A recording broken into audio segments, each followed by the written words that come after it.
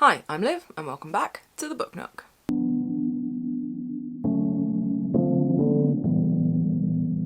Hey guys, so I thought for this video I would do my July haul of all the books I have acquired, and the teeniest, tiniest wrap-up that I have ever had occasion to do, because it's been that kind of month.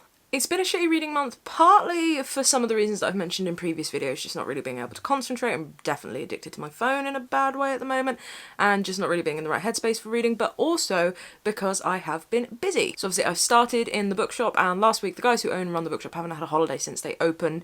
Opening small business in a pandemic doesn't sound like all of the types of fun you could have, so they went off on their first holiday since opening, and I was in charge of the bookshop for a week, and it was so much fun. It was a pleasure and a joy, and I'm really grateful for them trusting me with essentially, you know, their baby, and it was just so much fun, and I loved it. But that kind of only really accounts for the last week, not the rest of the month before it. But hey ho, let's crack on with some books that I've acquired that I'll definitely get around to reading at this rate. So first up is Sarah Crosson's Here is the Hive.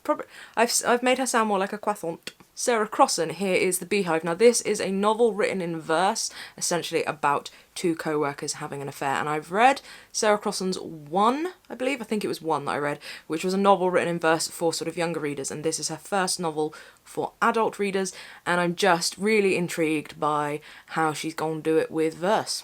Next up is a copy of By Night the Mountain Burns by Juan Tomás Avila Laurel. Now this is a book written about a West African island, and it looks like it's going to kind of weave magical realism and some history and stuff in there as well. I essentially got it because it's a copy of an And Other Stories book that I didn't have. That's it. That's the tea. Next up, I picked up just on a whim. I was just browsing the poetry section in a local bookshop, and I happened to see this. It's called Squid Squad by Matthew Welton. Now it's poetry, but it's also a novel, so it sort of looks like a poetry collection and is very much a poetry you can't see that, don't know why I bothered, but it is a novel. And it's a novel about some young things, so that's already kind of a bit of a why did I go for this? But again, just really intrigued to see, again, different forms of novel and verse, and just very excited by this one. It ticked a few boxes. I think it is more poetry based than, say, Sarah Crossan's. It's more like standalone poems that add up to a whole thing rather than a novel in verse, I think, but we shall see, and I'm very excited to give it a go. Next up, I picked up a copy of Nancy Mitford's The Pursuit of Love. I watched the first couple of the TV adaptation, and I didn't hate it. I wasn't quite sure what to make of it, and I think that was partly because I was reading a lot of tweets that were saying it was shit, and then lots that were saying it was good, and I was intrigued to see the divide of the people who thought it was good and bad versus the people who'd read the book and not. But a lot of people were saying how good the book is, and it's one that I've never read, and because I'm typically late to the party, I did think about buying it when it was on, but I just never got around to it, so picked up a copy. Also this month, my copy very excitingly arrived of Love That Journey for Me, The Queer Revolution of Schitt's Creek, written by Emily Garside, published by 404 Inc, and this is one of their Inklings. So Inklings is big ideas, pocket-sized books, and they are just these really cute little books, and this one is exploring, well, the queer revolution of Schitt's Creek, which is probably one of my all-time favourite shows now. I've watched it twice through, beginning to end, in the last 12 months, and I just love it so much, and I love this journey for me. Then I picked up a copy of a book which I can't actually remember where I heard about it or how I heard about it, but it's here and it looks cool, and that is Some Kind of Happiness by Claire Legrand. Now this seems to be a book possibly akin to some of the things that Patrick Ness has done with his fiction, that it deals with depression in young people through a kind of fantastical lens as well. So I'm just really intrigued to see. I wish I could remember, my brain not so working, where I'd heard and how I'd heard about it, but yeah, I know that when I bought it, I really wanted it. Next up, I got a copy of Amos Tutuola's My Life in the Bush of Ghosts. First of all, this cover. Can we just take a moment?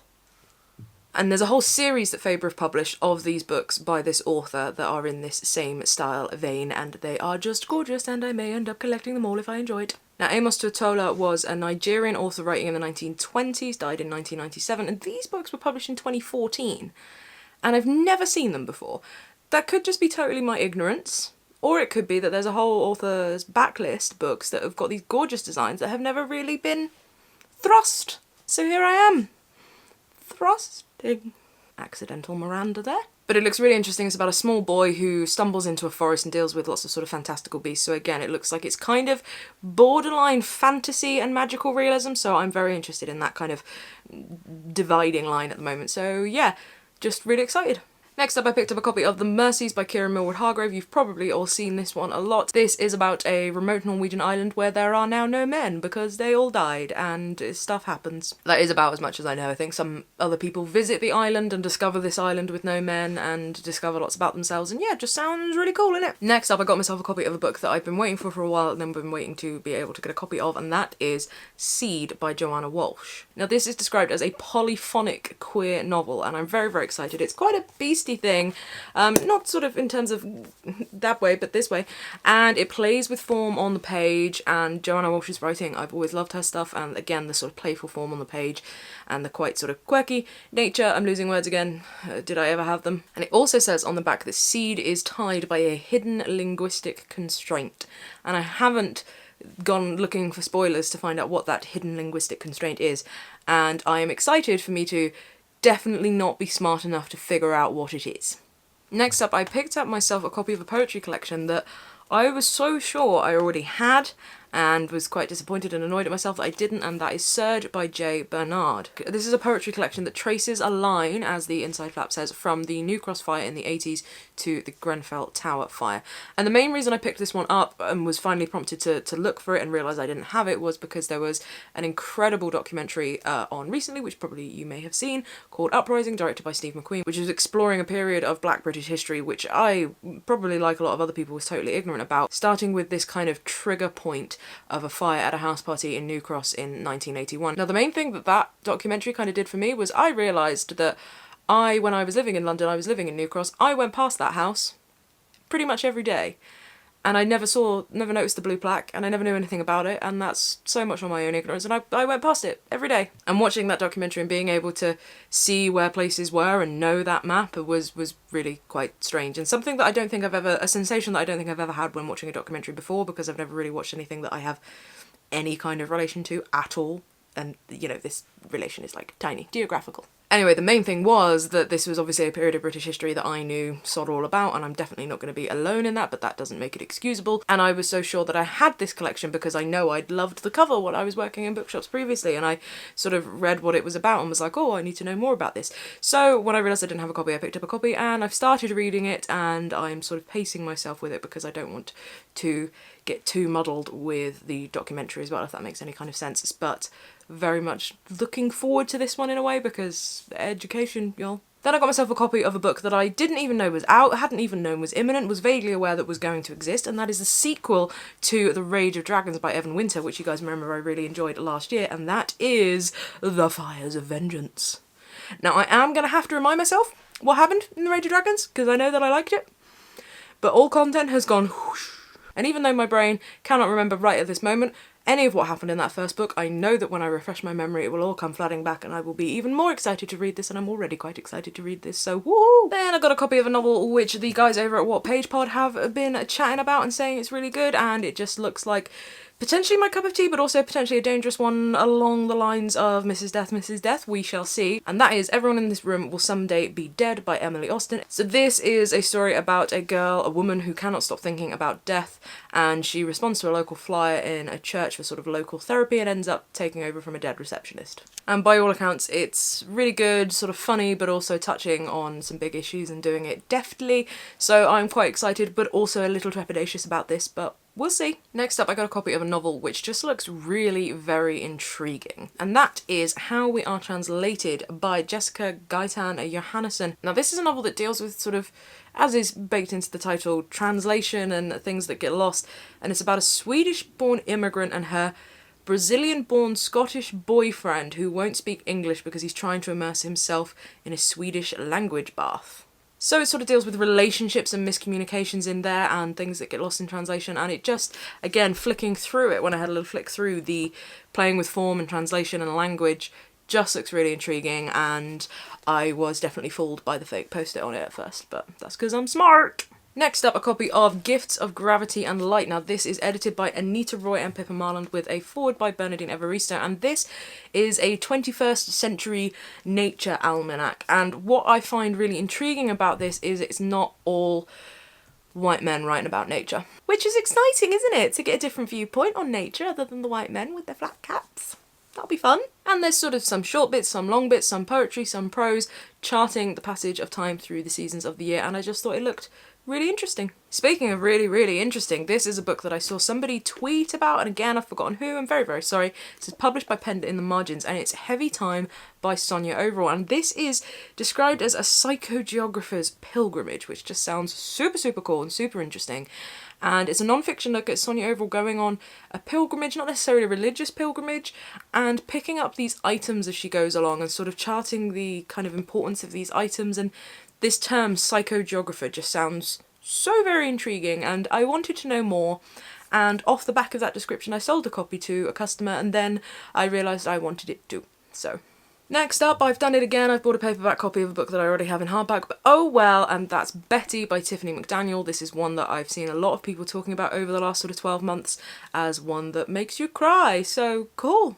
This is about a young girl with a white mother and a Cherokee father, and is meant to be quite potentially sort of triggering and very upsetting, but also very moving, and exploring the story, again, a story of people that we don't often read stories about. So yeah, and it's also just meant to be real good. Then a copy of a book that I have a digital copy of, but decided I wanted the paperback, and that is The City We Became by N.K. Jemisin. This is, I've kind of forgotten what I know about this one, if that makes any sense.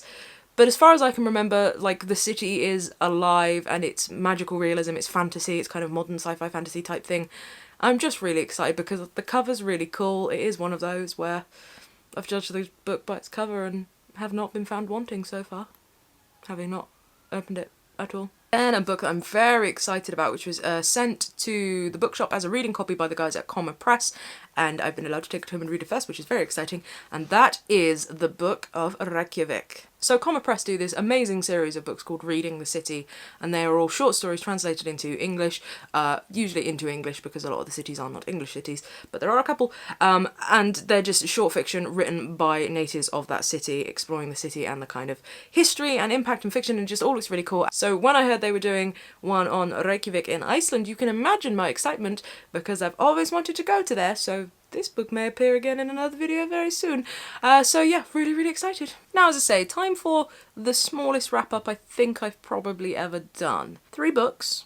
3.5? No, 3 books. So the first book that I read, first of many, was The Other Black Girl by Zakiya Dalila Harris. Now, I read this on Kindle. Now, this is a book that was kind of billed as The Devil Meets Prada meets Get Out, and I'm a wuss, as we've already established, so watching horror films is something I'm never really going to do, so all the good things I've heard about Get Out, I'm like, good for you, not my jam, too scared. So I was curious to see how much of that vibe this book would have that I would even pick up on, kind of thing. And it certainly had very, very unsettling vibes. It's about a young black girl who is working at a publisher's, and she's the only black girl working in this publisher's, and then the other black girl arrives, and things get weird. She then gets a note telling her to leave, and it kind of, I don't want to spoil this one because it's one, if it gets spoiled, I don't think there's really much point in reading it.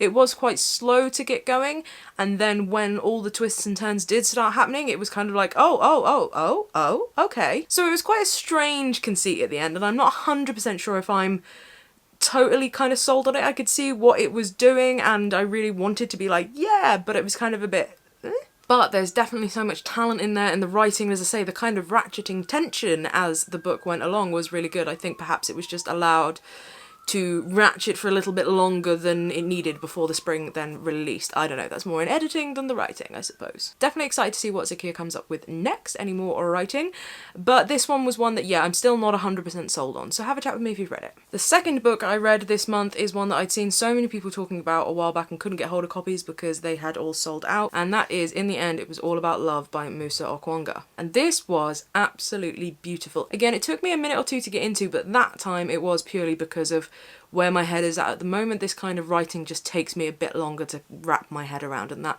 was the case with the next book as well. But once I did, it's just beautiful. It's not really a book that's kind of about anything. It's not a plot heavy book.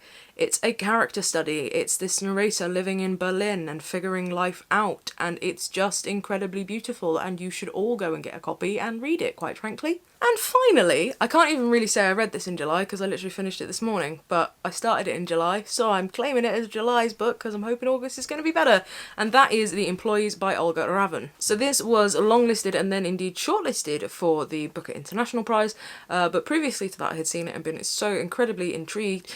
It is a strange little book, translated from the Danish, about the 6000 ship, which is full of this crew. So it's a slight sci-fi one, and the story is a series of statements from members of the crew and, well, they're the passengers, they're the workers, they're the employees. It's literally baked into the title. Why did I spaff on that word? A series of statements from the employees after these objects are brought on board to the ship, and it's the kind of disintegration of order on the ship and everything that goes on, and it turns into this really unsettling, creepy, or what on earth is going on, or what not on earth, see what I did there, is going on, and I thoroughly enjoyed it. The statements, these little vignettes, had some really poignant phrases in there about sort of what it means to be human and connect to things and our humanity and our history, and I just thought it was really beautiful, really interesting, and I thoroughly recommend. The half book I was tempted to give myself, but I can't really because it's not even a half book, is that I did start reading The Liar's Dictionary by Ellie Williams, and I've been really enjoying the very little I've read of it so far, but again I haven't been able to. It's almost like for some reason I just can't get into a book that's any bigger than these little ones at the moment. I'm just really struggling, but hey ho. So that is everything I have acquired and the fuck all that I have read in the month of July. It's been a funny old month. I'm hopeful for August. There are some exciting TBR type things that I'm going to be filming that I'm hoping will kind of give me a bit of a framework. I think, as much as previously I've always said I don't like working to too much framework when it comes to picking reading, I think at the moment I need something, because all of this has become a little overwhelming and too much choice has become stifling.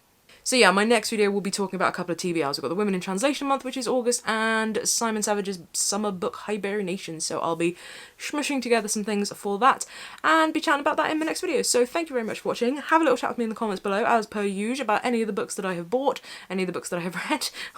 3. Just have a little chat with me in the comments down below, as per usual. I've said that too many times. I'm gonna go now. Thanks very much. Goodbye!